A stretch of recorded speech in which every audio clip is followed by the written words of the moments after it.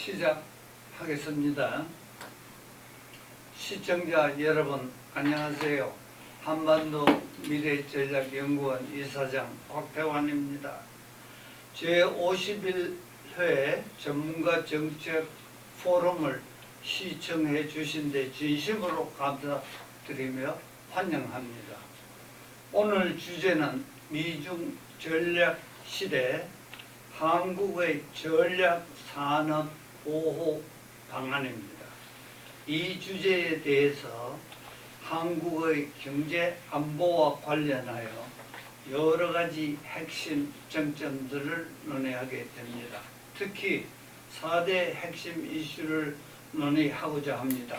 구체적으로 첫째, 경제 안보의 필요성, 둘째, 경제 안보 거버넌스 개혁, 셋째, 경제 안보 전략, 넷째, 통상 협상 전략 등입니다. 발표자는 왼쪽에 있는 우리 학계의 이 분야의 최고 권위자이신 현재 아주대학교 정외과 교수님이시고 아주통일연구소장인 이왕휘 박사님을 모셨습니다. 이 박사님 환영합니다. 여러분 박수 부탁드립니다. 이번 포럼에 이 분야의 최고 전문가 6분을 토론자로 모셨습니다. 토론자 선생님들을 먼저 연장자 순서대로 소개해 드리겠습니다. 전 대통령 직속 국방경제협력위원회 위원장 박종수 박사님 여기 오르셨습니다. 그 다음에 국립외교원 명예교수이시고 현재 한국핵정책학회 회장이신 전봉근 박사님. 그 다음에 홍영육 박사님은 여기 안 계시지만은 소개드리겠습니다. 국정기획위원회 외교 안보분과위원장 전 국립외교원 원장이신 홍연익 박사님 조금 후에 도착한다고 연락이 왔습니다. 그 다음에 제주평화연구소 초빙연구위원이시고 전 국방대학 안보문제연구소 책임연구위원이신 이상수 박사님 여기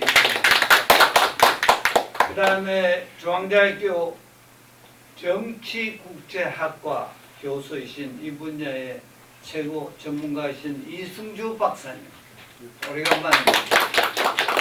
그 다음에 KDI 선임연구위원이신 구자현 박사님 소개드립니다. 네. 그 다음에 우리 연구원의 가족들 소개하면은 오늘은 김한솔 사무국장님 얼굴 보여줘야지. 예, 인사드리고 우리 북한 대학원 대학교에 ABD All But Dissertation 지금 논문 쓰고 있다는 겁니다. 곧 예비 박사인데 곧 박사가 될 겁니다. 열심히 하세요. 우리 이 왕희 교수님이 발표하기 전에 제가 이 교수님의 글을 읽고 특히 정책 건의 제안 가운데 몇 개만 선택해서 요약 말씀드리고자 합니다. 첫째, 한국의 경제 안보 전략은 보호주의 확산에 맞춰 법제 개혁, 산업 융성, 통상 전략 조정을 해야 한다고 제안하셨습니다. 둘째, 미중 전략 경쟁 속에서 한국 정부는 수출 규제, 국제 협력, 경제 안보 연계 강화가 핵심 요소가 될 것으로 강조하셨습니다. 세 번째, 효율적인 경제안보 대응을 위해 한국 정부는 부처 간 새로운 대통령 직속 범정부 차원 협력기구 신설이나 기존 조직 개편의 필요성을 강조하시고 제안하셨습니다. 공감하며 아주 좋은 정책건의 제안에 감사드립니다. 그러면 주제 발표자 이왕희 교수님의 발표를 먼저 듣기로 하겠습니다. 이 박사님 50분 동안 편안하게 강의를 부탁드립니다. 감사합니다. 큰 박수로 환영합니다.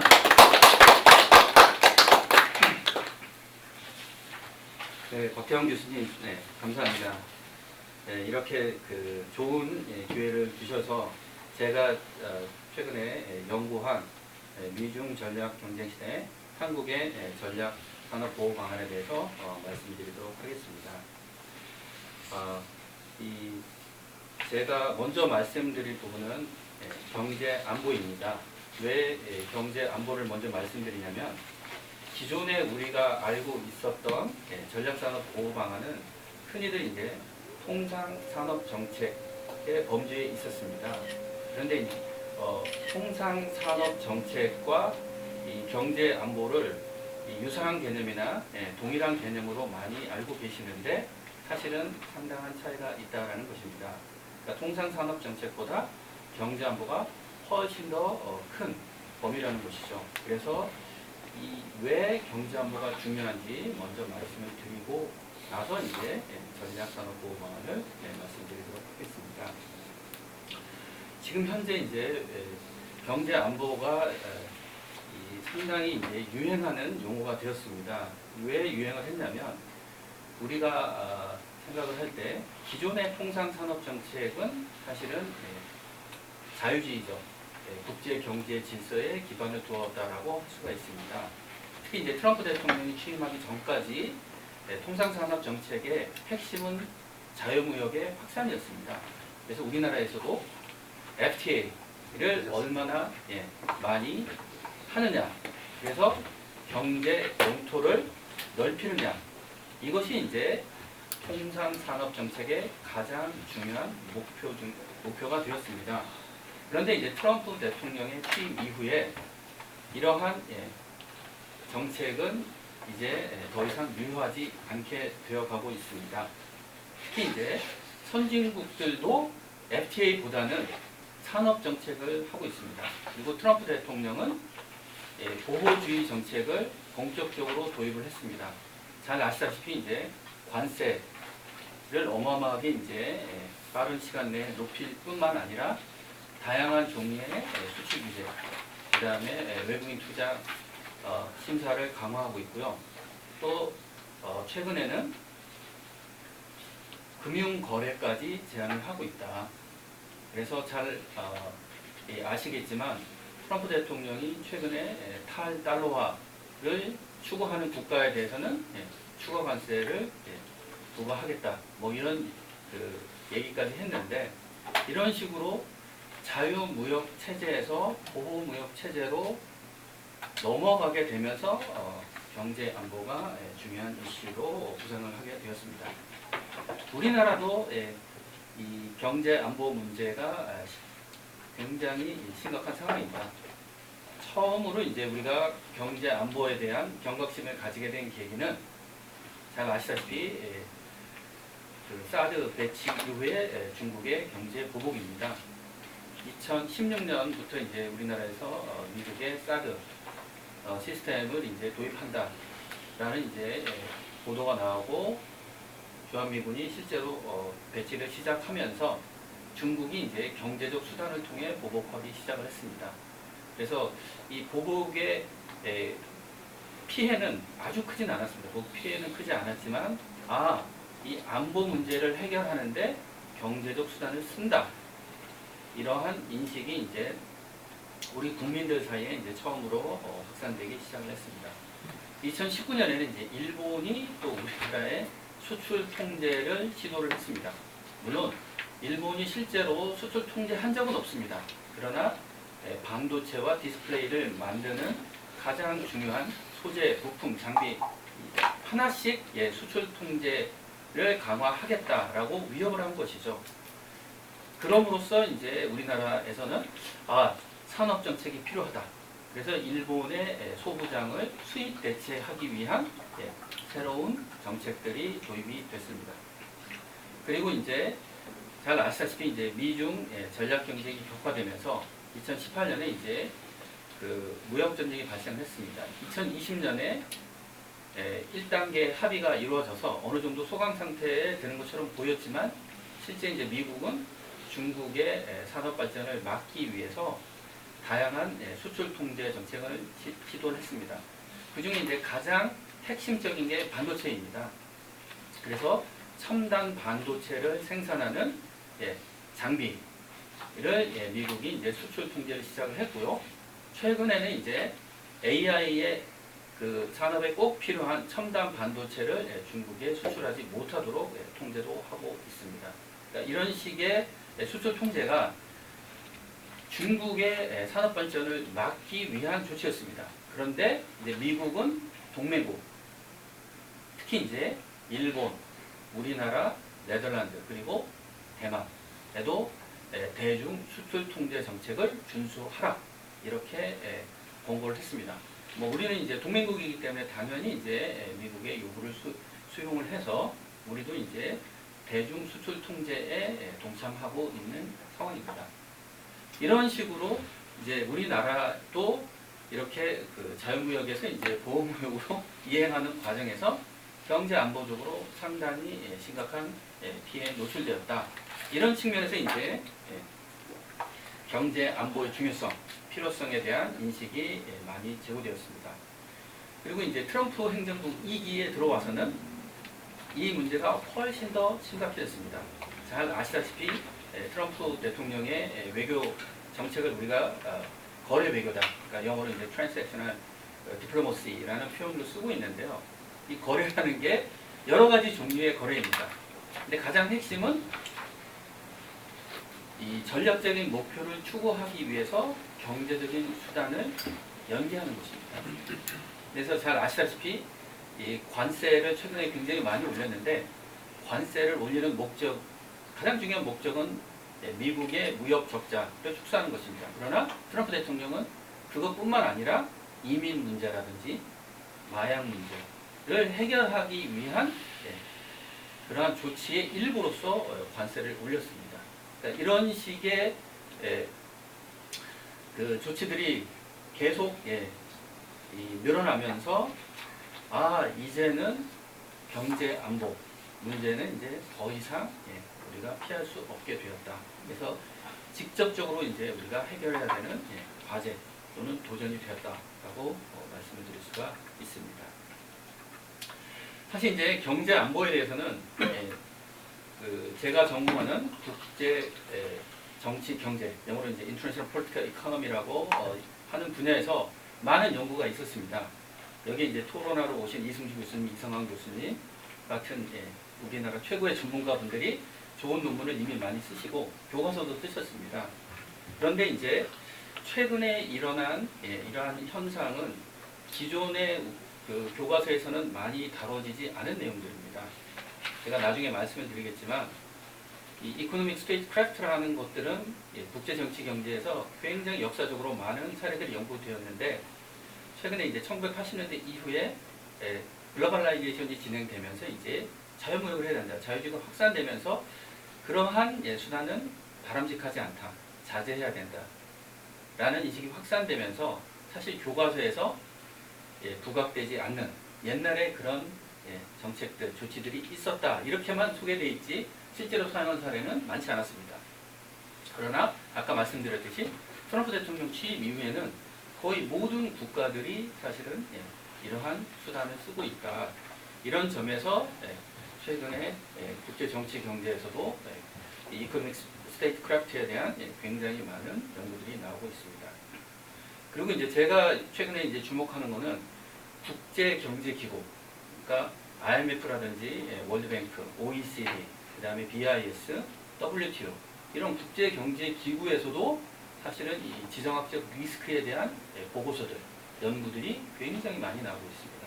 근데 이 국제 경제를 전공하는 학자들이 이 지정학적인 리스크를 다루면서 이제 지오 이코노믹스, 그러니까 우리말로는 이제 지경학이라고 번역이 되는데 지경학에 대한 연구가 이제 본격적으로 시작이 되었습니다. 그래서 저는 국제 정치학계에서 진행되었던 연구와 함께 최근에 이 국제 경제학계에서 진행된 연구 성과들을 간단하게라도 소개해 드리려고 합니다. 왜 제가 그렇게 이 국제 경제 영역까지 설명을 드리냐면은 결국은 지정학적 리스크를 어떻게 우리가 이해해야 되느냐, 그리고 그것을 측정하고 그 다음에 평가하고 그래야만 거기에 그 적합한 정책적 대안을 모색을 할 수가 있다. 그래서 이 국제 정치학과 국제 경제학에 대한 그 연구 동향을 간략하게 소개를 드리려고 합니다. 잘 아시다시피 근데 지금 현재 가장 큰 지정학적 리스크는 미중 전략 경쟁입니다. 그래서 지금 뭐 여러 가지 종류의 리스크가 있는데 결국은 모든 리스크는 다 미국과 중국의 전략 경쟁으로 수렴이 되고 있다. 그래서 뭐 지금 당면한 가장 논란이 되는 지정학적 리스크는 잘 아시다시피 이제 러시아와 우크라이나 전쟁, 최근에 이스라엘 팔레스타인 또 뭐 이게 확장돼가지고 지금 이제 이스라엘과 이란이 지금 사실상 전쟁을 하고 있는데요. 이러한 여러 가지 이제 지역에서 분쟁들이 벌어지고 있지만 결국 30년 이상 이 계속 그 심화될 수밖에 없는 리스크는 미중 전략 경쟁에 대해서 미중 전략 경쟁이 지금 어떤 식으로 영향을 미치고 있는지도 설명을 드리도록 하겠습니다. 그리고 마지막으로 이러한 경제 안보가 이제 지정학적 리스크를 다루기 위해서 여러 가지 이제 정책 수단을 사용을 하는데 최근에 이제 가장 많이 논의가 되고 있는 게 수출 통제와 전략 산업 보호 방안입니다. 근데 사실상 이제 우리나라 같은 경우에는 직접적으로 수출 통제를 그 주도적으로 수행할 수 있는 능력이나 기반이 부족합니다. 대부분 저희가 이제 국제 기구, 유엔이라든지 또는 세계은행이라든지 뭐 이런 데서 이 권고하는 수출 통제를 준수하고 있지 우리 독자적으로 수출 통제를 하는 사례는 대북 제재밖에 없습니다. 그래서 지금 현재 우리가 독자적으로 주도적으로 할 수 있는 것은 사실은 이제 외국인 그 투자 심사이기 때문에 요 사례를 중심으로 해서 전략 산업을 어떻게 보호할 건지에 대해서 간단하게 말씀드리려고 합니다. 그러면 지금부터는 이제 경제 안보란 무엇이며 왜 필요한가에 대해서 설명드리도록 하겠습니다. 네, 일반적으로 이제 경제 안보는 안보를 강화하기 위해서 이제 경제적 수단을 활용하거나 또는 이제 경제적 이익을 추구하기 위해서 외교와 군사를 동원한다. 그런 의미에서 이제 경제와 안보의 연계 또는 상호작용이다. 이렇게 정의될 수가 있습니다. 근데 이러한 그 경제 안보에 대한 정의는 사실은 국가가 존재하면서부터 그죠? 국제 관계가 시작되면서부터 존재했다라고 할 수가 있습니다. 그러니까 동양에서는 잘 아시다시피 이제 부국강병 이것들이 이제 경제와 안보의 상호작용 연계를 보여주는 이제 가장 좋은 사례라고 할 수 있고요. 이제 그게 최근에 이제 그 가장 우리가 쉽게 이해할 수 있는 사례는 사실 일본입니다. 일본이 이제 메이지 유신 이후에 부국 강병을 통해서 아시아 국가 중에서는 제일 먼저 근대화, 산업화를 달성을 하고 심지어는 이제 제국주의까지 이제 발전을 했습니다. 그리고 이제 서양에서는 이러한 그 경제 안보 연계는 중상주의의 전통에 남아 있다라고 할 수가 있습니다. 그러나 이제 중상주의는 이제 과거의 것이다라고 우리가 많이 생각을 했죠. 지금은 이제 자유주의의 시대라고 생각을 했는데 다시 이제 최근에 아까 말씀드렸듯이 자유주의가 퇴조하고 중상주의가 부각되는 그러한 역전 현상이 일어났습니다. 그래서 저희가 이제 주목해야 되는 게 자유주의 또는 신자유주의라고 우리가 얘기하는 경제 중심의 이러한 국제 경제 질서는 우리가 흔히 얘기하는 이제 글로벌라이제이션과 같이 결합이 되었다. 그래서 글로벌라이제이션이 계속 진행됐던 시기에는 이 자유무역이 이제 가장 최우선 목표가 됐는데, 지금은 이제 우리가 신냉전 시대라고 하잖아요. 신냉전 시대에는 글로벌라이제이션이 제한되는. 그래서 여기는 이 학자들에 따라서 이제 평가가 상당히 다릅니다. 그래서 글로벌라이제이션이 되고 있거나 또는 역글로벌라이제이션이 되고 있다. 뭐 이렇게 보시는 분도 있고, 저는 이제 나중에 소개해드리겠지만 분절화되고 있다. 그러니까 두 개의 큰 블록으로 나눠지고 있지만 블록 안에서는 여전히 글로벌라이제이션이 유지가 되고 있다. 이렇게 해석하는 것들도 있는데, 거기에 대해서 조금 이따가 말씀드리도록 하겠습니다. 그리고 이제 제가 아까 트럼프 행정부 등장 이후에 이제 보호주의가 유행을 하고 있다고 말씀드렸는데, 가장 대표적인 사례는 흔히 얘기하는 이제 경제적 상호 의존의 무기화라는 것으로 설명드릴 수가 있습니다. 그러니까 자기들이 가지고 있는 경제적 수단을 다른 국가들에게 이제 강압적으로 적용하는 사례를 갖다가 우리가 이제 상호 의존의 무기화라는 표현을 쓰는데요. 가장 대표적인 게 아까 잠깐 설명드렸던 미국의 대중 반도체 수출 통제입니다. 그러니까 반도체에 관련된 첨단 기술은 이제 미국이 많이 가지고 있는데, 중국의 반도체 산업을 억제하기 위해서 미국이 수출 통제를 이용하는 것이죠. 그것이 이제 상호 의존의 무기화의 가장 대표적인 사례라고 할 수가 있습니다. 그런데 이제 모든 경제적 상호 의존이 다 무기화될 수 있는 것은 아닙니다. 그러니까 상황에 따라서, 조건에 따라서 어떤 경우에는 무기화될 수도 있지만 어떤 경우에는 무기화되지 않는 경우도 있다. 그래서 경제력을 군사적인 또는 외교적인 목적으로 활용하는 것은 사실상 굉장히 드문 현상이다.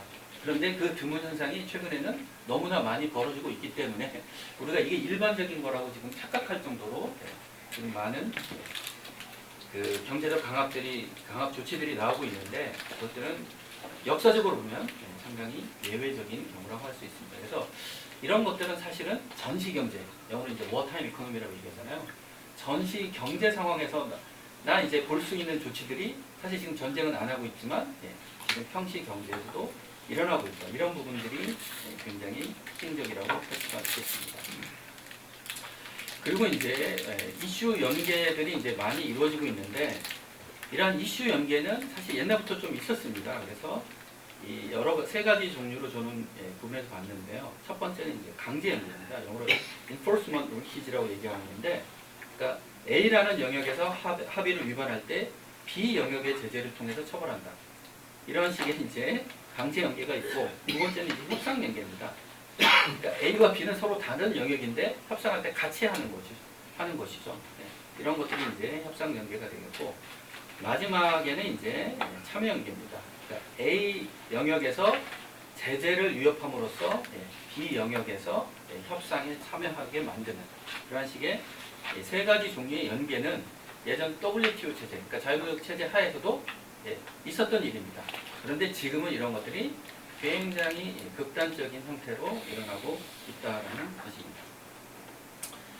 근데 이제 이 국제 정치 경제에서 항상 논란이 되는 이슈가 있습니다. 그게 뭐냐면 경제 안보 중에 경제에 중점을 둘 것인지 안보에 중점을 둘 것인지, 연계되어 있는 건 맞고 상호작용하는 건 맞는데, 어느 것을 더 중심적으로 우리가 놓고 볼 것이냐. 국제정치학자들 같은 경우에는 경제 안보에서 아무래도 안보에 방점을 찍고 있습니다. 반대로 국제경제학자들은 경제가 더 중요하다, 이렇게 설명을 하고 있습니다. 그런데 어쨌든 이 강조점의 차이지 양자의 상호작용이나 연계를 부정하는 것은 아닙니다. 그런데 이제 국제정치학자들은 주로 이 외교적 목적을 달성하기 위해서 이제 경제적 수단을 활용하는 이코노믹 스테이트크래프트, 저는 이제 경제 책략이라고 번역을 했는데요. 이러한 경제 책략에 대한 연구는 굉장히 많이 되어 있습니다. 그래서 저희 분야에서는 이제 이 데이비 볼드윈이 1985년에 이제 출간한 이코노믹 스테이트크래프트라는 책에 이제 많이 참고를 하고 있는데요. 여기 보면은 이제 생션을 구분해놨습니다. 그래서 부정적인 생션, 그 다음에 이제 긍정적인 생션, 뭐 이것이 이제 금융과 무역 분야에서 이제 어떻게 그 활용이 되는지 이런 것들을 이제 유형화해서 정리를 해놨습니다. 근데 여기에는 이제 제가 아까 말씀드렸던 수출 통제라든지 관세 인상 뭐 이런 것들이 있고요. 그 다음에 이제 미국이 1980년대 일본과 이제 무역 마찰이 있을 때 많이 사용했던 그런 뭐 커터라든지 그 다음에 이제 덤핑이라든지 뭐 이러한 조치들도 포함이 되어 있습니다. 그리고 이제 국제 경제학에서는 좀 포커스가 조금 다른데요. 아까 말씀드렸듯이 최근에 이제 국제 경제학에서는 지경학이라는 표현을 사용을 하고 있습니다. 지경학은 어떻게 정의가 되고 있냐면 지정학적 또는 경제적 목적을 달성하기 위해 해외 실체의 영향력을 행사하기 위해서 이제 국가의 경제력을 사용하는 것으로 정의가 되고 있습니다. 그런데 이게 이제 아까 말씀드렸던 경제 책략이랑 상당히 이제 유사하게 보이지만 실제 내용은 조금씩 다르다라는 것입니다. 그래서 그 무역과 관련된 것들은 조금 비슷한데 산업정책의 부분이 상당히 차이가 있고요. 그 다음에 두 번째는 이제 거시 경제적 차원의 여러 가지 제약들이 있다라는 것입니다. 그래서 최근에 그 산업정책을 이 자유무역을 추구했던 미국과 EU마저도 지금 추구하고 있는 게 현실입니다. 그래서 이 산업정책이 이제 예전에 WTO 체제 하에서는 영어로 말씀드리면 더티 워드 이게 굉장히 부정적인 의미로 사용이 되고 있는데 지금은 이제 지정학을 위해서는 산업정책을 해야 된다. 그래서 잘 아시겠지만 최근에 가장 각광을 받고 있는 산업정책은 반도체입니다. 첨단 반도체 산업을 육성하기 위한 산업정책은 미국, EU, 뭐 일본, 중국, 우리나라, 뭐 대만 이러한 국가들이 지금 다 적극적으로 추구하고 있고요. 그 다음에 이제 또 최근에 문제가 되는 게 히토류. 그래서 여러 가지 이제 첨단 전략 산업에 히토류가 많이 활용이 되는데 최근에 히토류 같은 경우에는 공급망의 70에서 80%를 중국이 장악하고 있습니다. 그래서 이 대중 의존도를 낮추기 위한 그 광물 자원을 확보하기 위한 산업 정책이 그 많이 이제 논의가 되고 있습니다. 그런데 이제 이러한 지경학의 이제 핵심적인 목적은 결국은 경제에 영향을 미치는 지정학적 리스크를 어떻게 줄이느냐라는 게 핵심이다.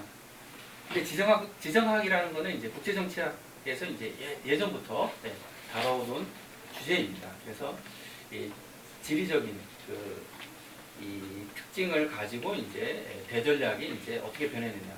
그래서 이제 뭐 대륙을 중심으로 보는 지정학이 있고 해양을 중심으로 보는 지정학 이런 정보들이 이제 많이 되어 있는데 이게 국제 정치학에서 이렇게 보는데 국제 경제학에서는 지정학을 어떻게 보냐면 이거는 그 불확실성 또는 리스크로 본다.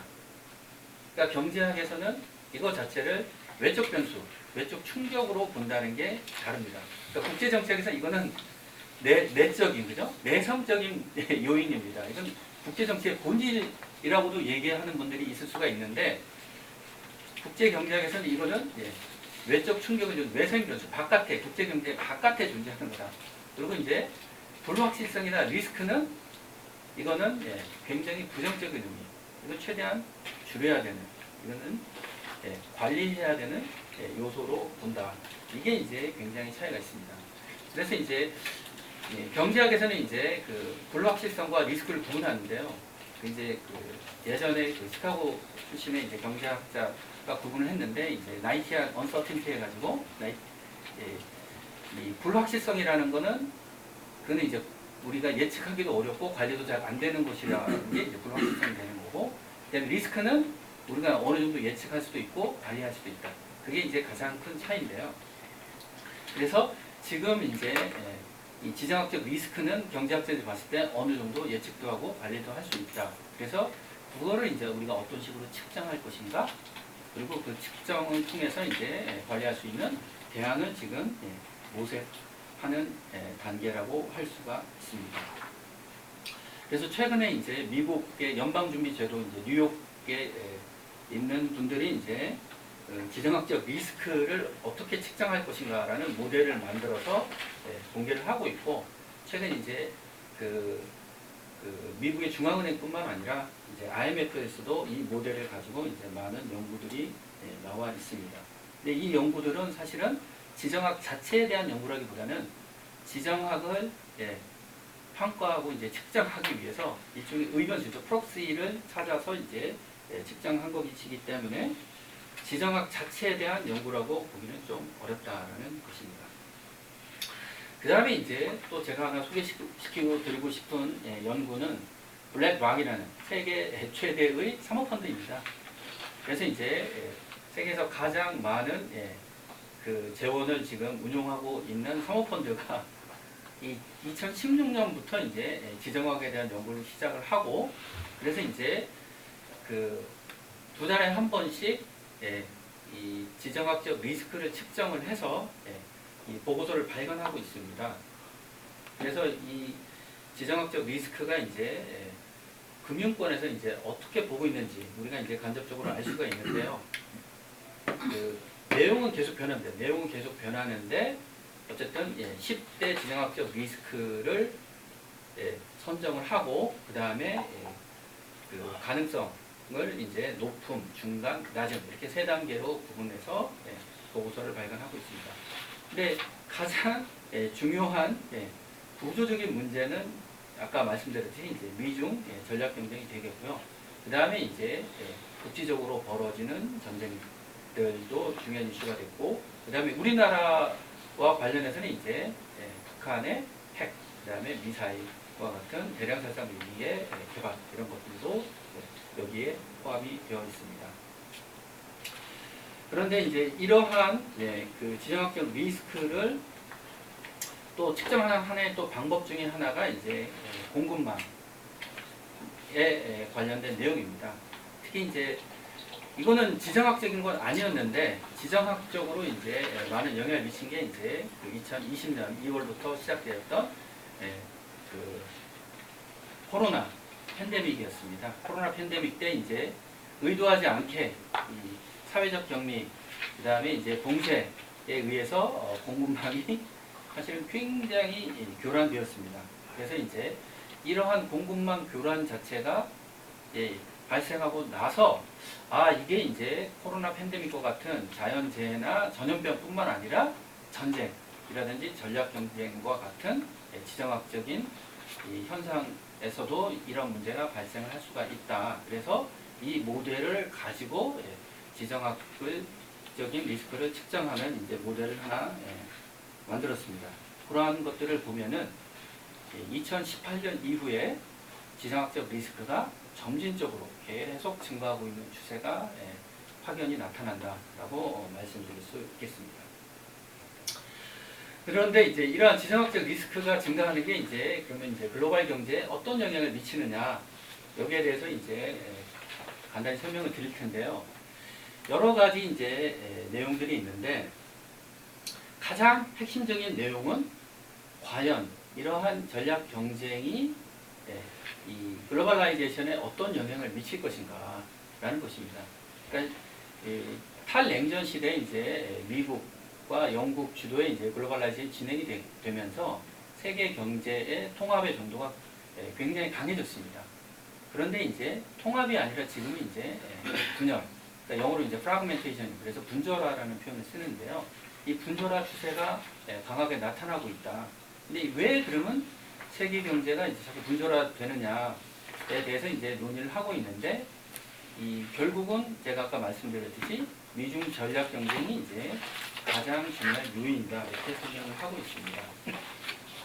근데 이제 제가 최근에 이제 미국의 대외 경제 정책을 이제 분석을 해보면은 예전에는 이제 자유주의적 국제 경제 질서 또는 이제 규칙 기반의 국제 경제 질서를 지키기 위해서 이제 미국이 자유무역 원칙을 확고히 유지를 했습니다. 미국 내에서도 이제 뭐 보호주의적 압력이 없는 것은 아니었지만 전 세계적으로 보면 가트 체제를 계속 유지했고 1995년에 WTO 체제로 이제 확대 발전시켰고 그 다음에 이제 1994년 나프타를 시작으로 또 굉장히 많은 국가들과 자유무역 협정을 체결을 했습니다. 그런데 이제 트럼프 행정부 이후에 이 대외경제 정책의 기조가 자유무역에서 이제 보호주의로 바뀌고 그리고 이제 아까 말씀드렸듯이 여러 가지 종류의 제재, 경제적 강압 조치도 도입을 하고 있고 또 반도체, 그 다음에 에너지, 그 다음에 이제 기후변화 관련된 산업 정책을 실시하고 있습니다. 그래서 크게 보면은 미국의 정책은 크게 이제 세 가지 기조로 설명될 수 있는데요. 첫 번째는 이제 국산화, 그러니까 우리가 흔히 이제 수입 대체라고 얘기를 할 수가 있는데요. 그래서 이제 미국에서는 이제 리쇼링이라는 표현을 쓰고 있습니다. 미국 밖으로 나간 그 다국적 기업들을 다시 미국 안으로 불러들이자. 최근에 이제 미국에서 그 자동차, 철강 관세를 굉장히 높였는데 특히 이제 많은 고용을 하고 있고 또 인프라에 영향을 미칠 수 있는 그 두 가지 산업을 미국 내로 다시 이제 유치하기 위한 여러 가지 정책들이 있고요. 그 다음에 이제 또 하나는 이제 블록화, 미국의 동맹국들과 협력을 강화하는. 그래서 이제 프렌치 쇼링 또는 알라이 쇼링이라는 표현을 쓰고 있는데, 그래서 그 미국과 이제 우호적인 관계를 맺고 있는 국가들이 이제 미국의 공장을 짓게 만드는 그러한 FTI 유도를 정책을 이제 유치 정책을 지금 본격적으로 실시하고 있습니다. 그래서 이제 뭐 우리나라도 그 반도체 기업, 자동차 기업, 그다음에 이제 배터리 기업들이 미국에 많이 투자를 했고요. 일본도 이제 자동차 기업들이 하고 있고, 그다음에 대만 같은 경우는 이제 반도체 기업 TSMC가 미국에 생산 시설을 대규모로 늘리고 있습니다. 이런 식의 프렌쇼링이 있고요. 그다음에 이제 그 세 번째는 이제 보호주의입니다. 트럼프 대통령이 1기 때는 중국을 대상으로 이제 관세를 많이 높였습니다. 그러나 이제 2기 때는 무차별적으로 관세를 높이고 있습니다. 그러니까 미국과 경쟁하고 있는 중국, 그리고 이제 미국 중심의 나토의 그 공격을 하고 있는 러시아뿐만 아니라 미국의 국경을 접하고 있는 그러니까 USMCA 회원국이라고 할 수 있는 뭐 캐나다, 멕시코에도 관세를 많이 올렸고, 그리고 이제 우리나라와 같은 동맹국에도 20% 이상의 상호관세까지 부과를 한 상황입니다. 그러니까 이런 식으로 미국의 정책이 많이 바뀌었다. 그리고 특히 이제 중국에 대해서는 굉장히 다양한 종류의 경제적 강압 조치가 그 부과가 됐습니다. 제가 그래서 이제 표 5에서 그 요약을 했는데요.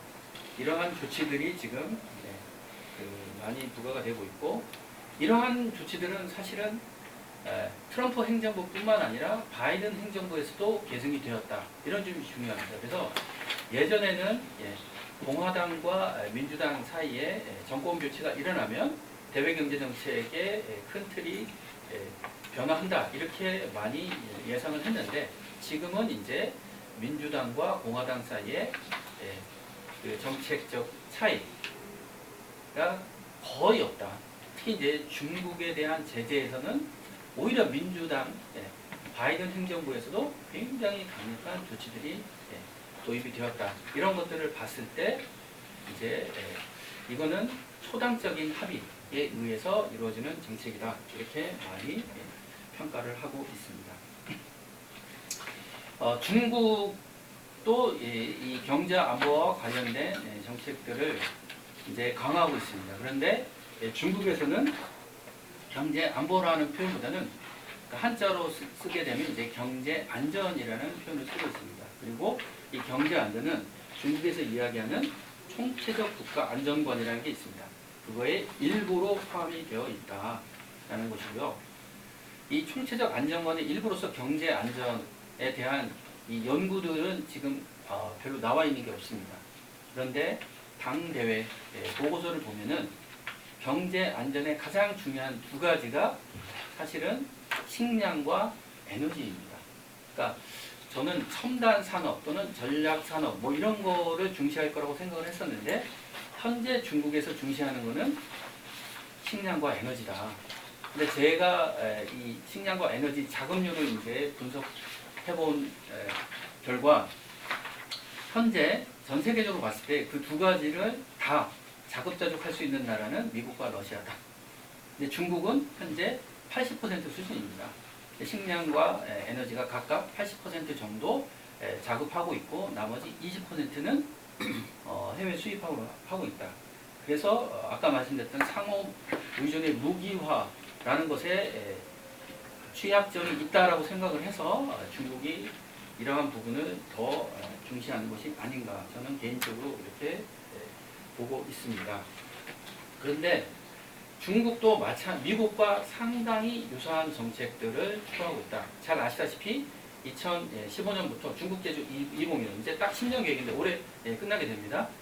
2025가 굉장히 성공적으로 지금 진행되었다라는 평가를 받고 있습니다. 그래서 첨단 산업에서 미중 격차가 굉장히 많이 줄어들었다.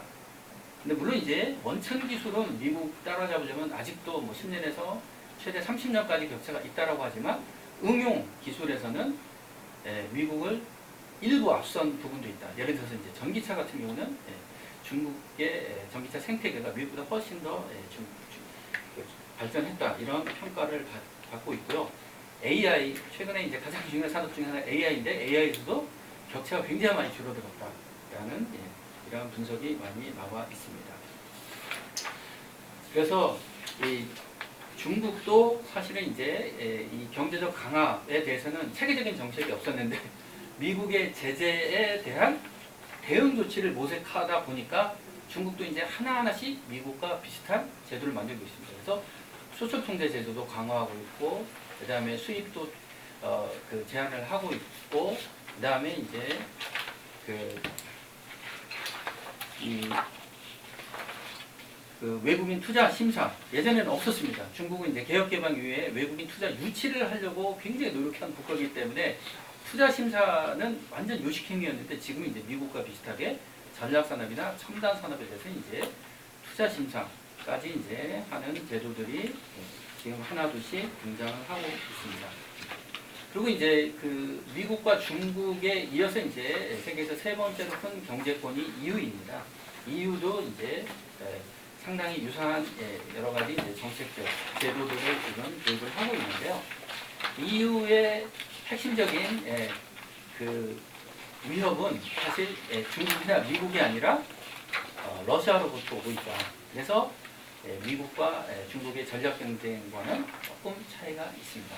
그러니까 EU가 지금 현재 당면하고 있는 가장 큰 위협은 러시아이기 때문에 그래서 러시아에 대해서 이제 어떻게 대응을 하느냐 그게 초점이고요. 그 다음에 EU는 사실 약간 딜레마에 빠져 있는 게 안보는 사실 이제 대부분이 나토 회원국이기 때문에 미국과 이제 협력을 해야 되고 그 다음에 EU와 교역을 가장 많이 하는 국가는 또 중국입니다. 그래서 중국과의 경제적 교류를 단기간에 중단하기가 굉장히 어렵다.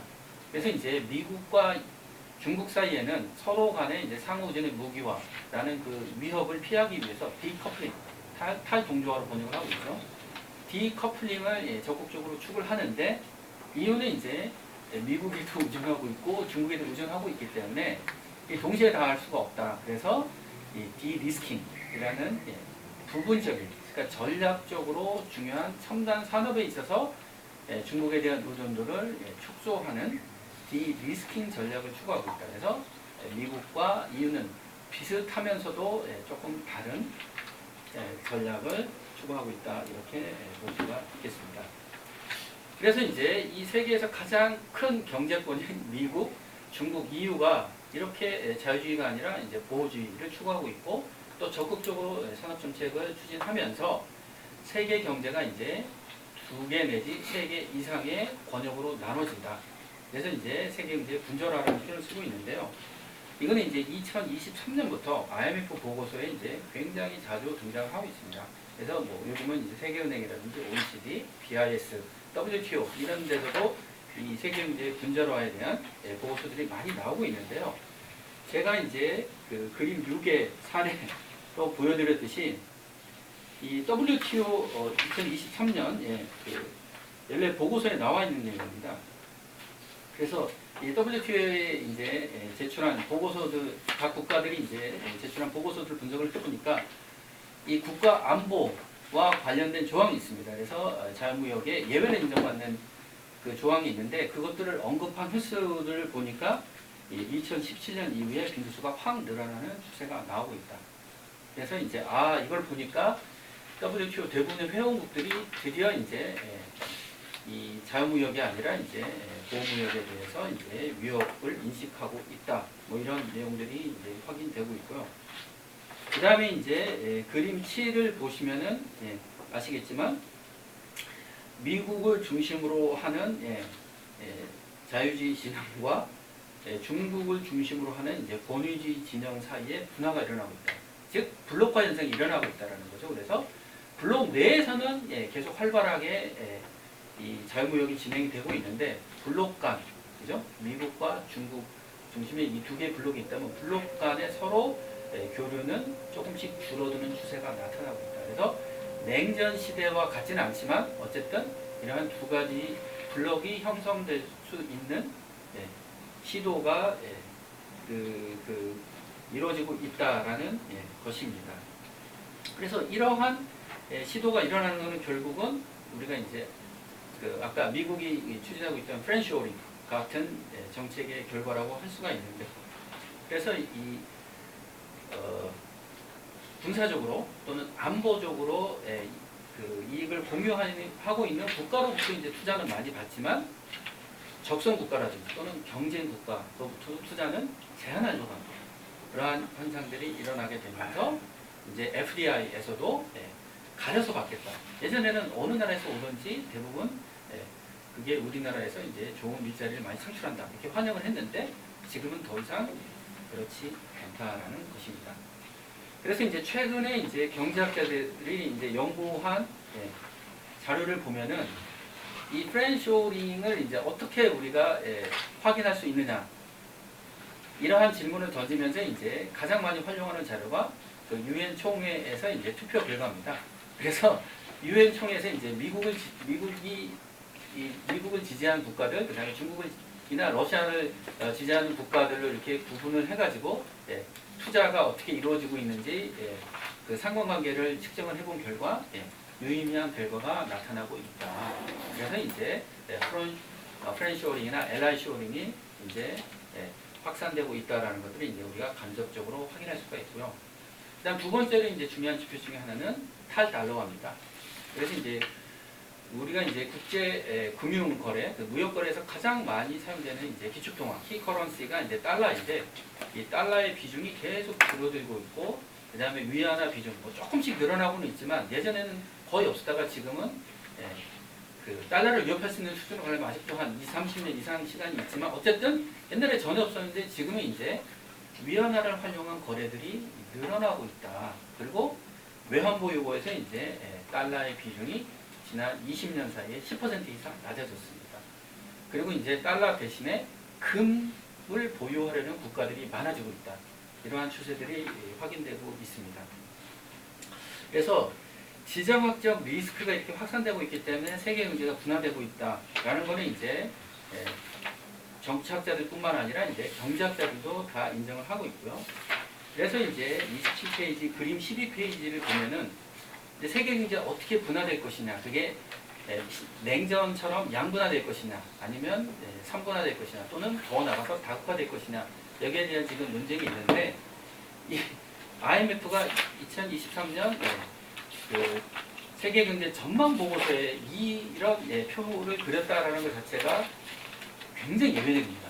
IMF는 사실은 이러한 그 안보나 외교적인 문제는 최대한 언급을 자제하려고 하고 있는데 지금은 이제 IMF도 이러한 문제를 이제 더 이상 배제할 수 없게 되는 상황이다. 근데 IMF의 이 보고서 내용을 읽어보시면 아시겠지만 IMF는 다극화될 가능성이 높다라고 생각을 하고 있습니다. 그리고 이 우리나라나 일본과 같은 이제 동아시아에 있는 선진국들은 미국 편을 들 것이라고 예상을 하고 있습니다.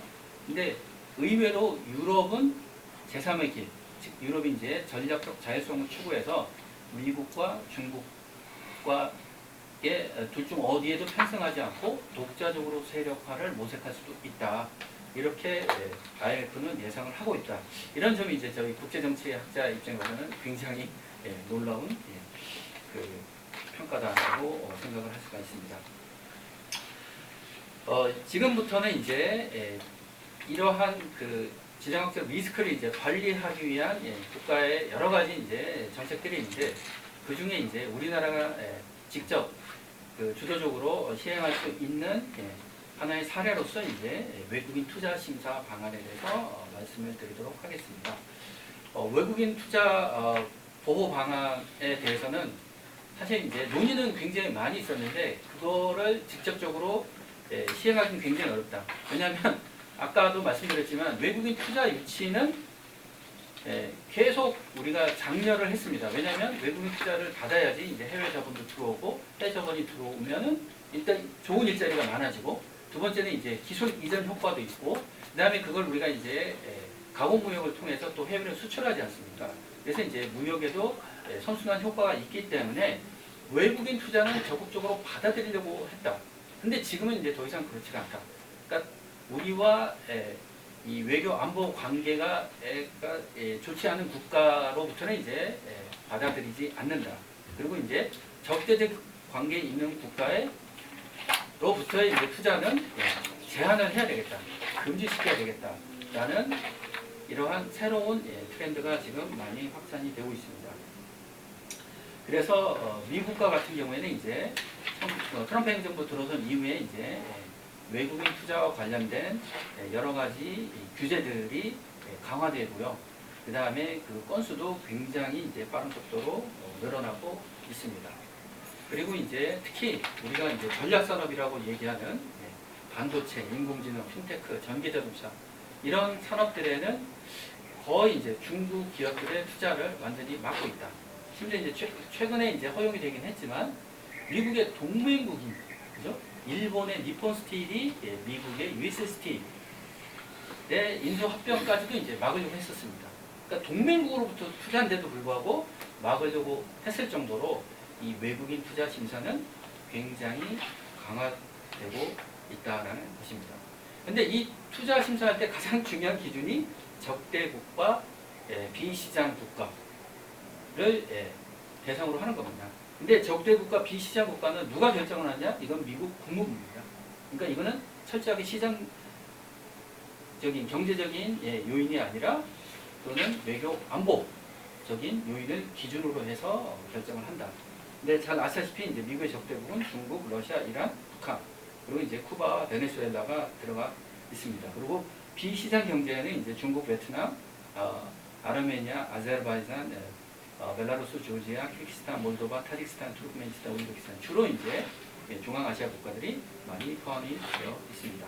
그러니까 미국이 이 외국인 투자 심사를 할 때 이런 국가들을 집중적으로 보고 있다는 것이고요. 그 다음에 미국과 유사하게 지금 최근에 EU에서도 이와 관련된 규제를 굉장히 강화하고 있습니다. 그래서 EU도 굉장히 많이 하고 있고 그 외에도 뭐 캐나다, 그 다음에 일본, 그 다음에 영국, 그 다음에 뭐 이런 나라들도 외국인 투자와 관련된 지금 제도들을 계속 정비해 나가고 있습니다. 근데 뭐 가장 대표적인 거는 이제 사실은 미국이고 미국 사례는 너무나 많이 알고 있기 때문에 간단하게 말씀을 드리면 그 재무부와 상무부가 주관의 이제 미국 외국인 투자 심사위원 이제 CFIUS라는 약자로 많이 얘기를 하고 있는데요. 여기에서 이제 심사를 통해서 굉장히 많은 외국인 심사를 그러니까 투자를 규제를 하고 있습니다. 그래서 지금 투자하는 그 대상도 지금 계속 늘어나고 있고요. 그 다음에 이 투자 방법에 대해서도 굉장히 지금 많이 확대되고 있다. 그리고 아까 말씀드렸듯이 예전에는 이 적성국가, 비시정국가 위주로 했지만 지금은 동맹국까지도 들여다보고 있다. 이게 이제 그 트럼프 행정부 뿐만 아니라 바이든 행정부에서도 그랬다라는 점을 우리가 이해할 수가 있습니다. 중국도 미국과 유사한 지금 제도를 지금 계속 업데이트하고 있습니다. 아까 말씀드렸듯이 중국은 1978년 개혁개방 이후에 무조건 외국인 투자는 받았습니다. 그러니까 중국은 자본이 부족한 나라, 기술이 부족한 나라이기 때문에 외국과 합작을 통해서 발전시키겠다. 그래서 이제 물론 중국 법에 의해서 1%는 이제 중국이 돼야 되고 합작 기업 형태로 받았는데 51%는 중국, 49%는 이제 외국 기업. 이렇게 해서 이제 중국의 경영권을 보호하려고 했지만 어쨌든 대부분의 외국인 투자는 다 환영을 했는데 지금은 중국도 더 이상 외국 투자는 다 받아들이는 게 아니다. 그래서 이제 중국도 아까 첨단 산업을 이제 어느 정도 육성했다라고 했기 때문에 중국이 생각할 때 이제 첨단 산업을 생각하는 부분에 대해서는 이제 외국인 투자는 막겠다. 이런 조치들이 계속 많아지고 있고요. EU도 비슷합니다. EU도 지금 굉장히 여러 가지 조치들을 취하고 있는데 34페이지 표 11을 보시면 아시겠지만 유럽은 이제 27개 국가들로 구성된 국가 연합이지 않습니까? 그래서 이 국가별로 굉장히 차이가 많이 있다. 어떤 국가들, 특히 독일과 같은 국가들은 굉장히 좀 엄격한 기준을 갖고 있는데 헝가리 같은 국가들은 굉장히 느슨하다. 그래서 이제 중국 기업들이 사실은 이제 EU에 진출할 때 가장 느슨한 헝가리 같은 국가들을 전투 기지로 활용을 한다. 이런 특징. 그래서 이 회원국별로 편차가 많이 있다라는 점을 우리가 잘 봐야 될 것 같습니다. 제가 이제 이 경제 안보와 관련해서 이제 외국인 투자 심사 제도를 분석을 해본 결과 우리나라는 지금 상당히 좀 미흡한 측면이 많이 있다라고 생각을 했습니다. 그 이유가 뭐냐면 우리나라에서 이제 경제 안보는 지금까지는 공급망 문제다. 그러니까 아까 말씀드렸듯이 2017년 중국의 사드 보고, 그 다음에 2019년 일본의 이제 반도체 디스플레이 소부장 수출 통제, 그 다음에 미국의 이제 대중 수출 통제에 의한 세컨더리 생션, 이런 것들이 전부 우리 이제 공급망, 첨단 산업 공급망에 영향을 미쳤기 때문에 우리 정부의 대응도 사실은 공급망에 많이 집중을 했다. 여기 지금 KDI에서 오신 구자연 박사님이 우리 정부의 정책을 수립하시는데 굉장히 많이 기여를 하셨는데 공급망 위주로 가다 보니까 다른 분야의 이 경제적 강압에 대한 대응을 우리가 조금 놓친 부분이 있지 않느냐. 그래서 지금은 이제 공급망에 대한 대책보다는 다른 분야에 대한 좀 대응을 조금 더 우리가 이제 많이 고민해야 되겠다 이런 생각을 많이 했습니다. 특히 최근에 이제 미중 전략 경쟁이 일어나고 그래서 이제 중국 기업이 미국에 직접 투자하는 게 사실상 불가능해졌습니다. 그래서 이제 우회해서 투자하기 위해서 우리 기업과 합작을 하거나 또는 이제 뭐 베트남이나 멕시코 기업과 합작하는 이런 형태들이 굉장히 많아지고 있고 미국에서도 그러한 부분에 대해서 이제 굉장히 이제 우려를 하고 있습니다. 그래서 우리나라에서도 이런 부분에 대한 제도를 보완하고 강화를 해서 우리의 전략 산업을 보호할 수 있는 준비를 더 철저히 해야 되겠다. 이렇게 결론을 내고 싶습니다.